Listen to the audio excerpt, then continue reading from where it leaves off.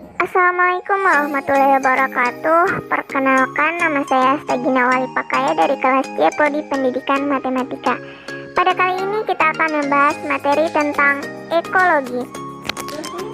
Apa itu ekologi? Ekologi adalah ilmu yang mempelajari interaksi antara organisme dengan lingkungan lainnya. Ekologi berasal dari kata Yunani oikos, yaitu habitat, dan logos, yaitu ilmu. Ekologi diartikan sebagai ilmu yang mempelajari baik interaksi antar makhluk hidup maupun interaksi antar makhluk hidup dan lingkungannya. Istilah ekologi pertama kali dikemukakan oleh Ernst Haeckel 1934 sampai 1914. Dalam ekologi, makhluk hidup dipelajari sebagai kesatuan atau sistem dengan lingkungannya. Selanjutnya adalah populasi.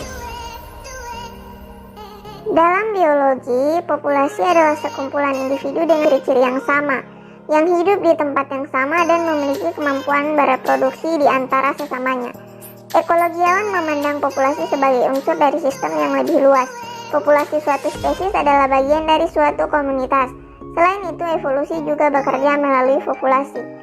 Ahli-ahli genetika di sisi lain memandang populasi sebagai sarana atau wadah bagi pertukaran alel-alel yang dimiliki oleh individu-individu anggotanya. Dinamika frekuensi alel dalam suatu populasi menjadi perhatian utama dalam kajian genetika populasi. Selanjutnya adalah dinamika populasi. Dalam sebuah ekosistem, populasi atau jumlah makhluk hidup sangat penting. Jika suatu jenis makhluk hidup mengalami penurunan populasi, hal ini bisa menyebabkan kepunahan jenis makhluk hidup tersebut. Contohnya adalah hewan seperti harimau, badak, hingga gajah, yang saat ini populasinya semakin sedikit, padahal populasi berbagai hewan ini juga menemukan kelestarian alam dan keberlangsungan hewan lain. Namun, tidak selamanya populasi atau jumlah hewan selalu mengalami penurunan. Karena ada kalanya atau saatnya populasi hewan juga bisa meningkat, bahkan bisa dikatakan jumlahnya terlalu banyak di dalam sebuah ekosistem. Hal ini disebut juga sebagai dinamika populasi, teman-teman. Ternyata dalam dinamika populasi ada 3 peristiwa utama yang mempengaruhinya, yaitu interaksi prediasi, bencana alam, dan aktivitas manusia. Selanjutnya adalah pola penyebaran. Pola penyebaran merupakan salah satu bentuk pertahanan hidup dari serangan predator dan iklim. Terdapat 3 pola penyebaran yang umum dilakukan, yaitu mengelompokkan, merata, dan acak. Pola penyebaran mengelompok biasa dilakukan oleh bintang laut. Pola kedua adalah penyebaran merata, di mana individu membutuhkan jarak yang cukup untuk bertelur. Pola ini dilakukan oleh penguin pada musim kawin. Pola terakhir adalah pola penyebaran secara acak. Pola ini terjadi pada tanaman randa tapak dibantu oleh hembusan angin yang menerbangkan biji tunas ke arah yang acak. Selanjutnya adalah komunitas. Komunitas adalah sekumpulan berbagai macam populasi makhluk hidup yang hidup dalam suatu wilayah tertentu. Suatu komunitas yang tersusun dari semua populasi yang hidup dan saling berinteraksi antara satu dengan yang lain dalam suatu wilayah dan waktu tertentu. Next, pola komunitas. Yang pertama, pola stratifikasi atau pelapisan tegak. Yang kedua, pola-pola zonasi atau pemisahan ke arah mendatar. Yang ketiga, pola-pola kegiatan atau periodisitas. Yang keempat, pola-pola jaringan atau organisasi jaringan kerja di dalam rantai pangan. Selanjutnya adalah interaksi dalam komunitas.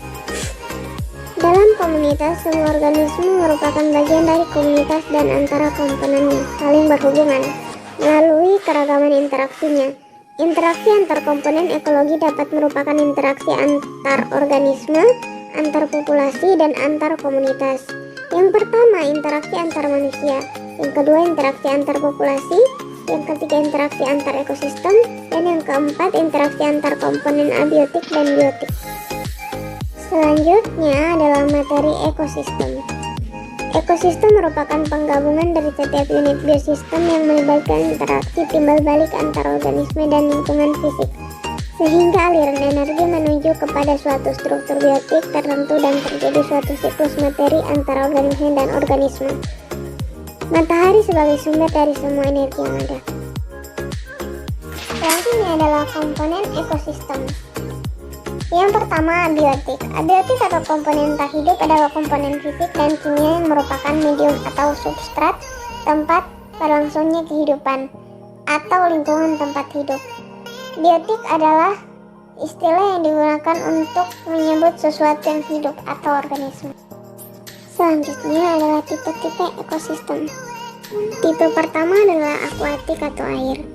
1. Ekosistem air tawar, 2. Ekosistem air laut, 3. Ekosistem estuari, 4. Ekosistem sungai, 5. Ekosistem terumbu karang, 6. Ekosistem laut dalam, 7. Ekosistem lamun. Tipe yang kedua adalah terestrial atau darat. 1. Hutan hujan tropis, 2. sabana, 3. padang rumput, 4. gurun, 5. hutan gugur, 6. taiga, 7. tundra, 8. karst atau batu gantung. Selanjutnya adalah rantai makan, yaitu bendungan, hutan tanaman produksi seperti jati dan pinus.